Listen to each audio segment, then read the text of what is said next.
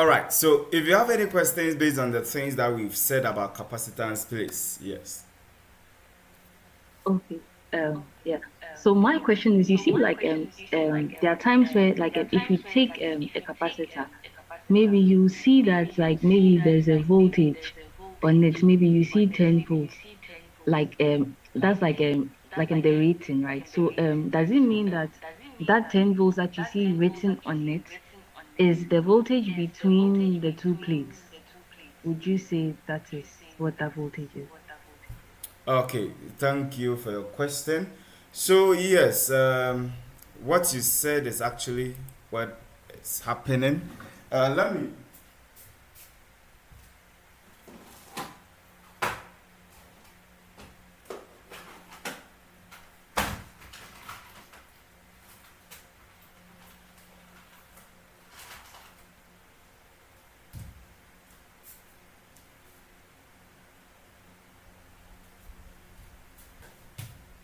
All right. So sorry, I went to take some capacitors. Okay.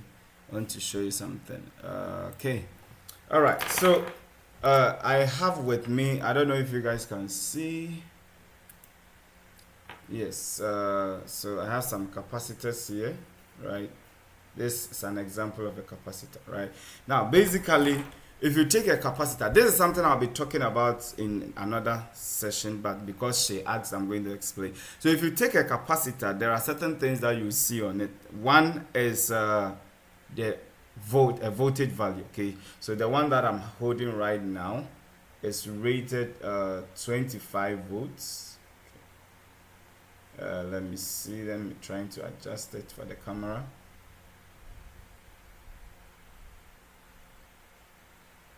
Oh, come on. Okay, so let's see if I could adjust it.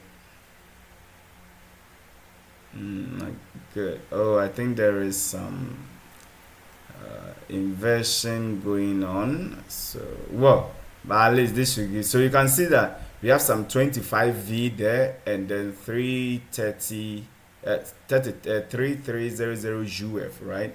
So for those online, yeah, okay.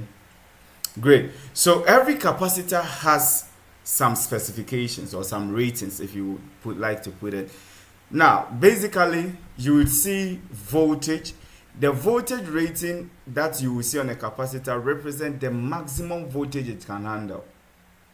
Okay, the maximum voltage it can what handle. Then capacitance by itself is measured in farads. So aside the voltage value, you would also see the capacitance. Now the one that I'm holding is 3,300 microfarads. Capacitors are a farad is actually a very huge value. So usually you get capacitors in micro, milli, pico, nano. Okay, in that order. Is that okay? So yes, these are some of the things you look out for. The maximum voltage it can tolerate or handle, and then the maximum capacitance. Is that okay? Then another thing that you should also probably pay attention to is the voltage it can stand. Is that okay? The voltage that it's operating voltage. Because you see, if you don't treat capacitors well, you can blow them. And there will be a session on capacitors. I'll give a detailed information on that. But for now, yes, the voltage that you see, it represents the maximum voltage it can handle. Is that okay? But it doesn't mean that if I put it in circuit, that is what has to get to it. Okay. Uh, Take it as a tank.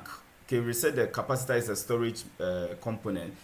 So take it as a tank, and the tank it has a rating of. So the tank says that hey, you can fill up to a height of, let's say, 1 meter. Is that okay? That means you can't put more than 1 meter, but you can put less than that. So usually, if I build circuit and I use this thing, the circuit would probably be working around 12 volts, but then I'll put this capacitor which is rated 25 volts. Always the voltage will build up to the voltage of the source. So although this is a 25 volt capacitor, if I connect it to a 5 volt source, the maximum voltage that will develop within it is going to be 5 volts. It's not going to be 25 volts, right? So always a capacitor will build voltage up to the voltage of the source.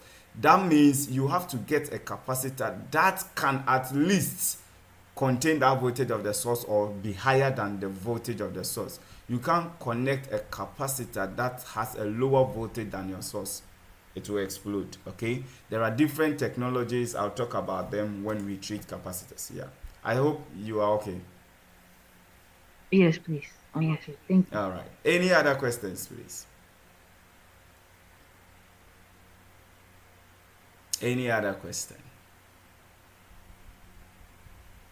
Any other question? All right, so I guess that will be that for the questions session. Let's move on to the next episode, if I may call it.